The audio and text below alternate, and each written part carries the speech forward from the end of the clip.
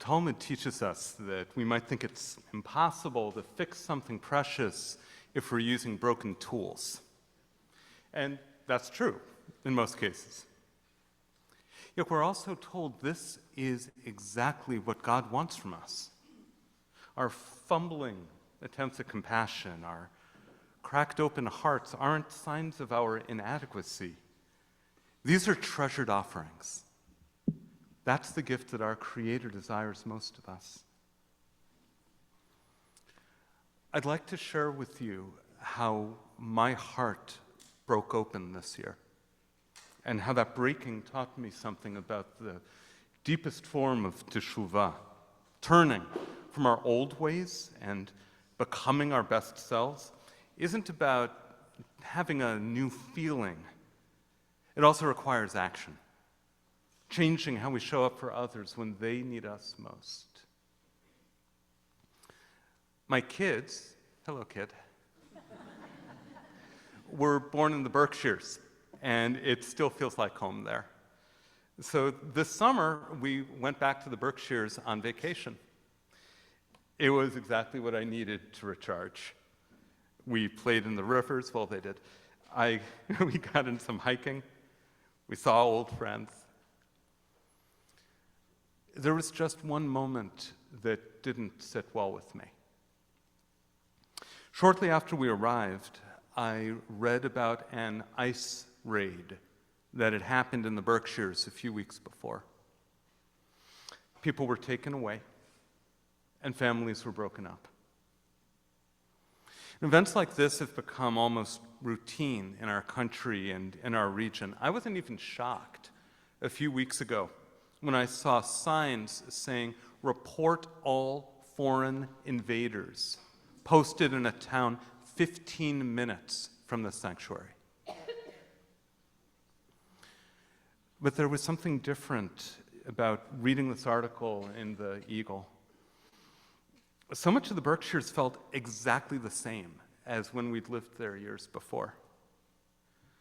This brutality that was overlaid on the peace and the familiarity of our old home was more than surreal. It felt impossible.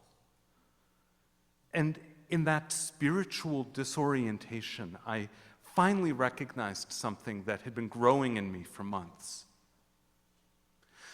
I had been feeling a tug in my heart to respond to the injustices that we've been seeing around us. I'd spoken about them in services, and yet I knew I could do more. On this day, in the Berkshires, that tugging cracked me open, and suddenly teachings that I had known for decades became not only clear, they became urgent. Last night, we explored how Torah tells us to care for the stranger, for the ger among us 36 times. And even more, Torah insists there should be one law for the stranger and for the citizen. In this vision of holy community, the ger isn't an other, someone who's hiding in the shadows. The ger lives openly among their neighbors, contributing to their community and deserving the same protections and dignity as anyone else in the land. Caring for the stranger is not an extra duty. It's how we're supposed to structure our society. That's how we are to live our lives in holiness. In that moment in the Berkshires, that commandment felt like stable footing for me when everything else was shifting around us. I decided right then that it was time for me to join in the protests at the ICE regional office in Burlington, here in Massachusetts. And even as I made that decision, I knew there was something deeper at work going on in me than upholding a mitzvah. This was connected to my family's story. Most of my relatives perished in the Shoah, and I'd always resented the Christian religious leaders in Germany of that time. They saw themselves as moral voices, and yet with vanishingly few exceptions, they kept quiet. They averted their eyes. They didn't bear witness at the gates of the camps, some of which were very, very close to their churches. I couldn't bear to be compared to that example. So a few weeks ago, I attended the regular Wednesday stand-in at Burlington for the first time. More than 500 people gathered that morning. Some of them carried signs. Some of them came in very fancy costumes. I was grateful to see Jews from many communities there, and even more, I was proud to stand with our cantor and her children and members of our community who came that day.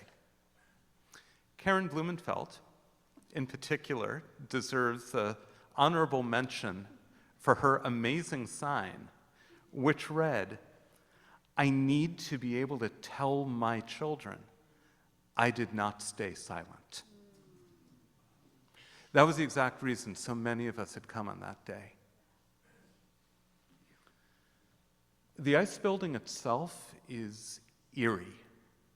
It's an ugly, plain office building. And dozens of people are incarcerated in its windowless basement.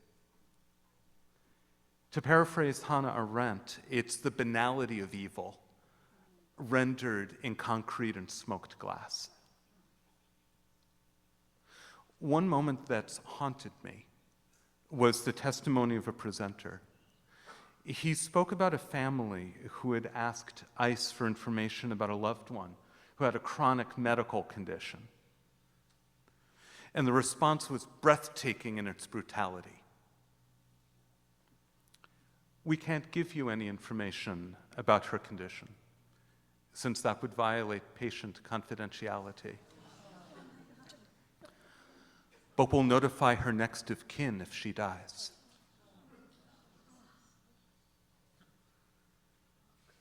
Attending that stand-in was both horrible and holy.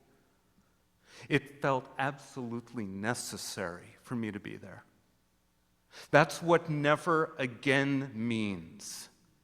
We will not stand idly by the blood of our neighbors, no matter their immigration status. And even though it was necessary, I knew, even in the moment, that it wasn't sufficient. And slowly, I realized that the bitterness that I had held towards the Christian clergy in Nazi Germany was hiding something deeper. To speak out under Hitler's regime could mean a death sentence for oneself and disaster for one's family. I'm not a hero or a martyr, and I have no business asking anyone else to be one either. My anger that I had felt towards those German ministers was a mask. It was hiding a truth about myself that I hadn't wanted to face. Deep down, I felt guilty that I had not done more. Yes, I had gone to the Zoom workshops, and I had signed petitions, and I had offered sermons. But now these seemed like really safe, very easy gestures. And I realized that there were many times that I had chosen comfort over courage.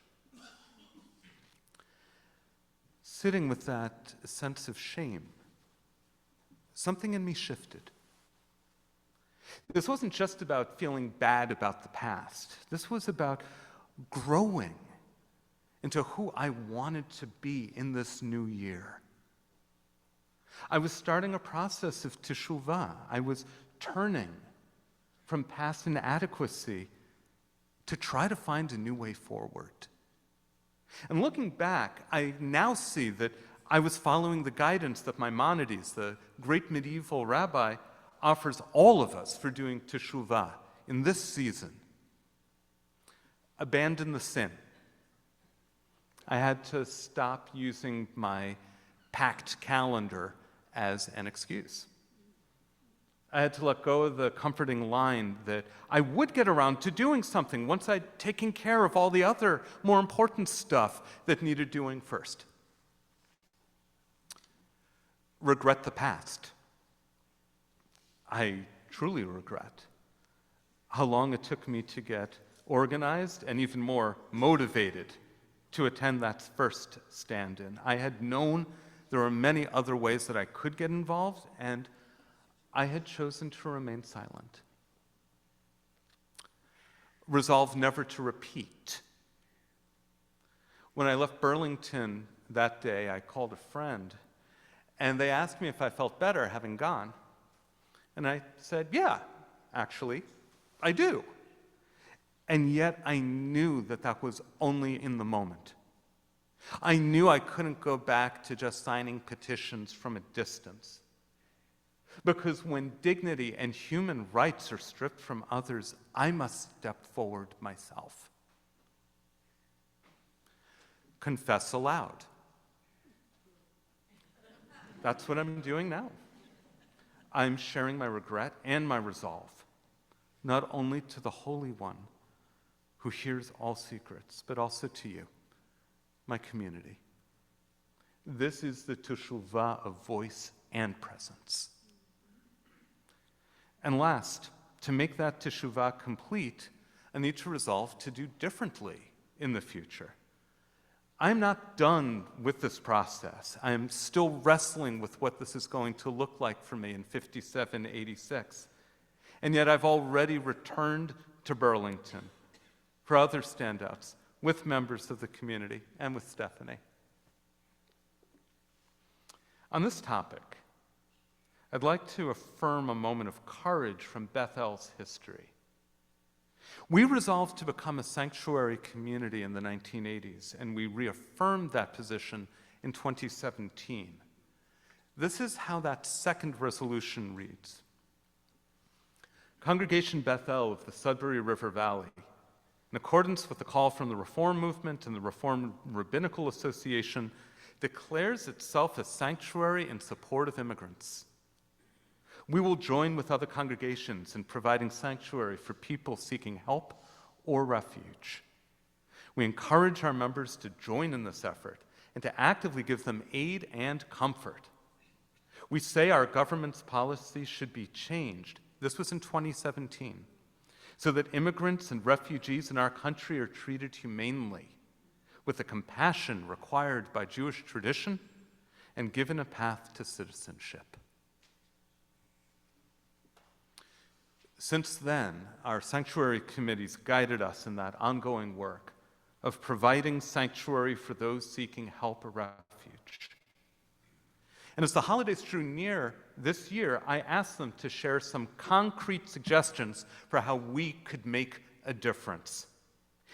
Here's 3 simple, direct acts of solidarity that they shared. Food delivery. Help provide meals for immigrants afraid to leave their homes. Accompaniment. Drive children to school and accompany neighbors to mandated immigration appointments. Public witness. Join the weekly standouts at the ICE office in Burlington, which are now held almost every day of the week. These vigils have freed people, fought fear, and given hope.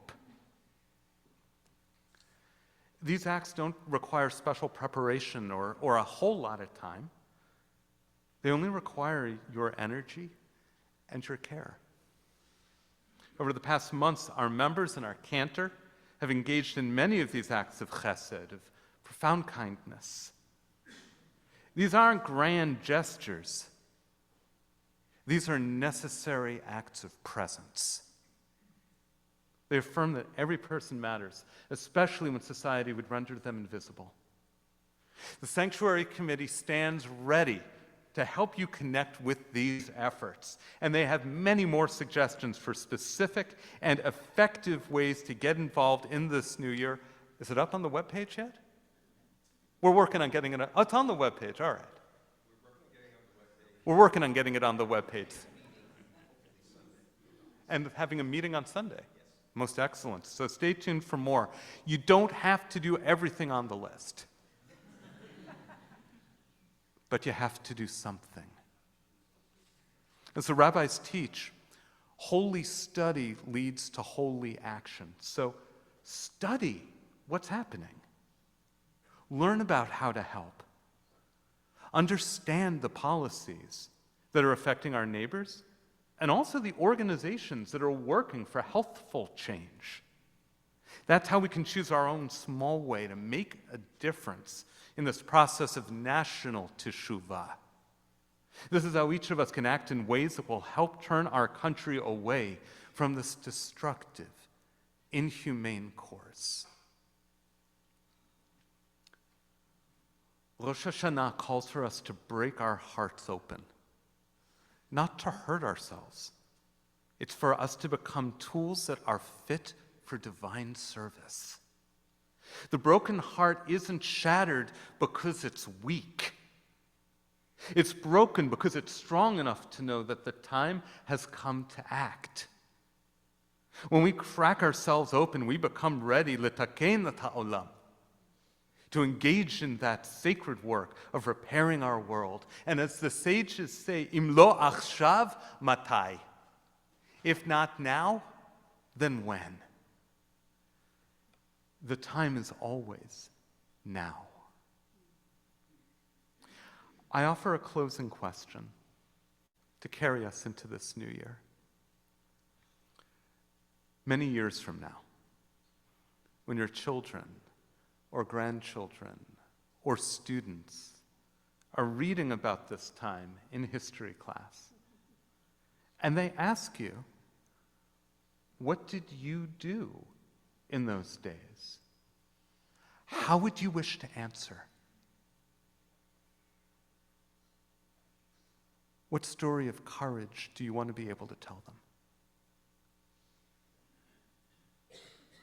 What do you need to do to make that response a reality? Let's partner together as we engage in this holy work. In this new year of 5786, may our answers be shaped by courage, by wisdom, and by unrelenting hope. L'shana tova umtuka. May this yield year goodness and sweetness for all. Ken Yehi Ratzon.